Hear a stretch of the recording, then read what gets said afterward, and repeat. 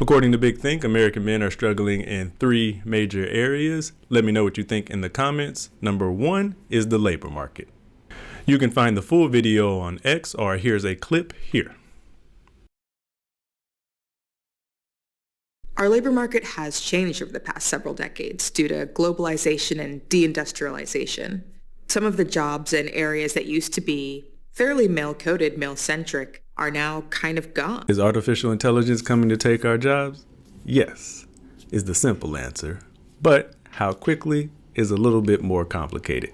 Let's take number 1, for example. Just this week alone, Facebook and a lot of social media companies rolled out artificial intelligence used to convert your videos to any language in the world. They're starting from English to Spanish. So for example, you drop a video within 30 seconds to 1 hour, it is instantaneously translated to English to Spanish or Spanish to English. So yes, we'll still need interpreters and translators, but clearly we won't need them online or as much anymore. Now let's look further down the list at writers and authors, announcers and DJs. How might these individuals be replaced? Well, here's what you can already do with artificial intelligence according to CBS News. Here's my prompt. Create a square avatar of a fictitious female alternative/indie singer and a name for her. Wow, Sadie Winters. Sadie Winters, okay. The song is about walking away from someone who never really saw her worth. It's just going to create the song lyrics. Wait, how many seconds was that? That was like about 4 seconds. Oh my God. Did you even read any of these, or you don't care? I don't care. Put my lyrics in. The lyrics that happen in 4 seconds. Yes, and then hit create. Let's listen. This is the world premiere. I was paper, you were scissors, cut me out. She's a good singer. Good singer. Okay, chat, are we cooked? Well, And then when you look at wages, they basically stagnated, especially for men, everywhere except the top. I've got the latest figures for average income in the United States by age. Overall, the median male earned $60,000 as seen here, while the median female earned around $45,000. The average male earned $84,000, while the average female earned $61,000. I'll give a breakdown of median and average throughout the course of this video. And just so we're all on the same page, when I'm talking about median and average, here are the definitions I'll be using in this video, and then I'll go by age range and age bracket through the rest of this video. For those of you curious, Social Security, average man will earn about $28,000 per year. The average woman will earn around $21,000.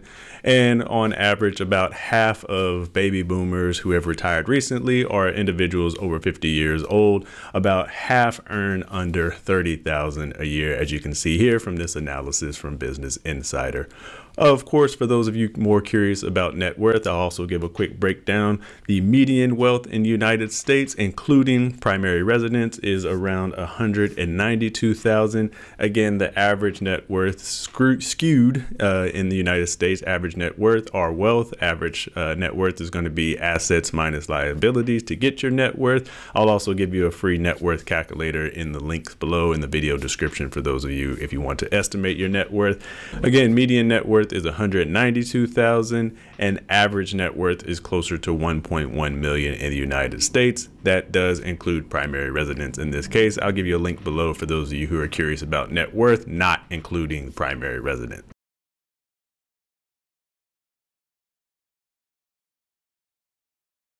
Then we're seeing issues in education. Title IX allowed many more women into the educational sphere.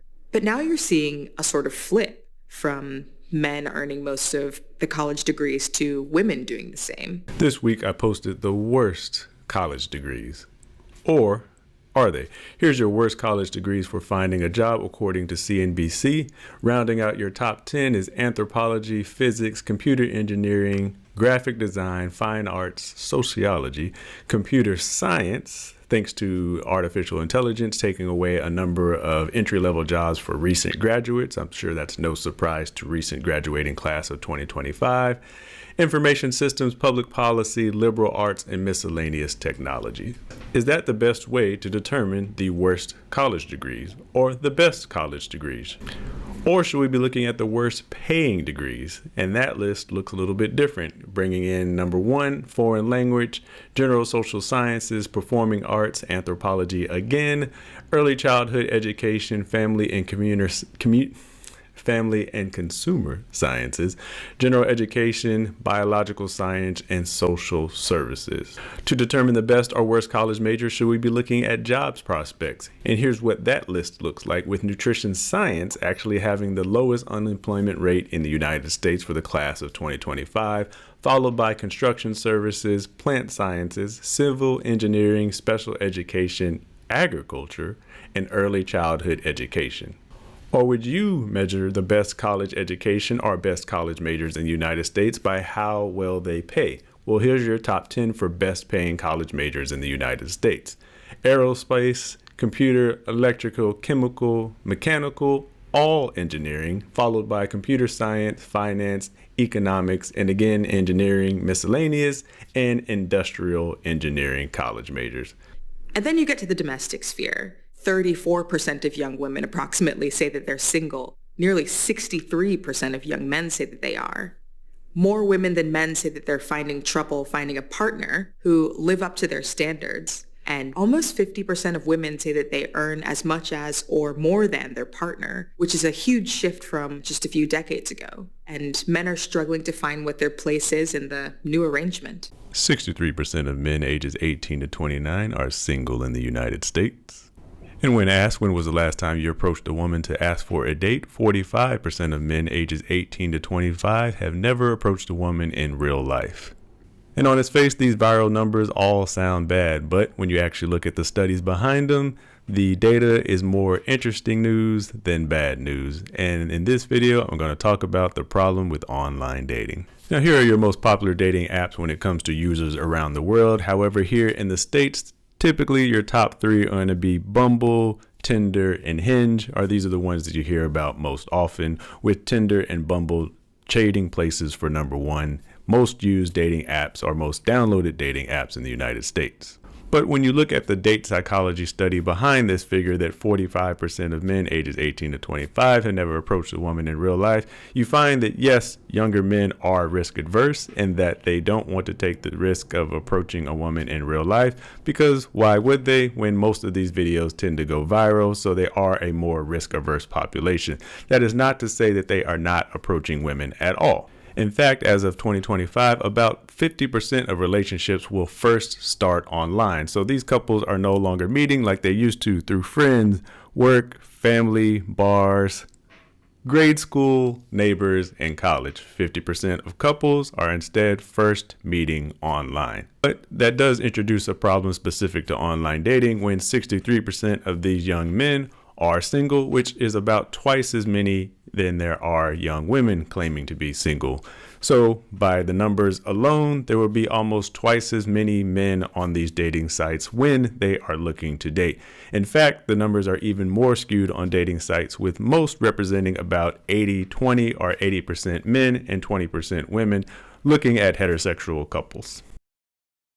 But even that's not all bad news, because about 60% of single individuals in the United States aren't even looking to be in a relationship.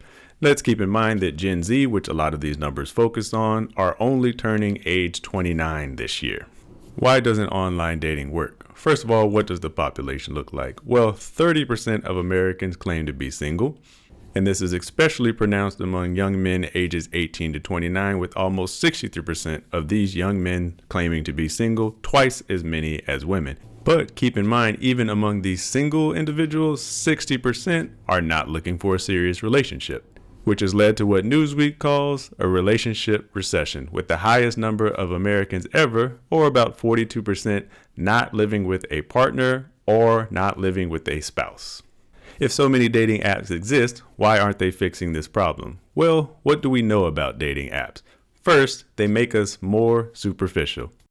Okay, so the 666 rule is that men have to make six figures, be over 6 feet tall, and have a 6-inch PP. What do you think the average guy makes in the United States? Like, Maybe probably like 80K. wow, 400,000? Average male, 70,000. $37,000 a year. You want his income to be? I feel like this is gonna sound bad. I feel like 300,000. I would have to say 127. Probably 150 to $250,000 a year. $500,000? Is that bad? 150, maybe to 250,000 a year would be comfortable for sure. I was just having this conversation with my friend, and she was like, you have to manifest a husband, girl. Ideally, my husband needs to be making like 650,000. Oh my God, are you serious? What are your thoughts on girls who will only date men who are 6 feet tall, make six figures, and are 6 inches? I would assume you're referring to the size. Hey, you need to have standards in your life, and they are important. That being said, I do think not a lot of people understand how small of the population that is. You know, but I just, like, it's a very small part of the population. Are you part of that Yeah. small part of the population? Well, I've never measured, but how many percent of the male population that are single fit the 666? Oh my God, 30%, she said. 40%, it's like 2%.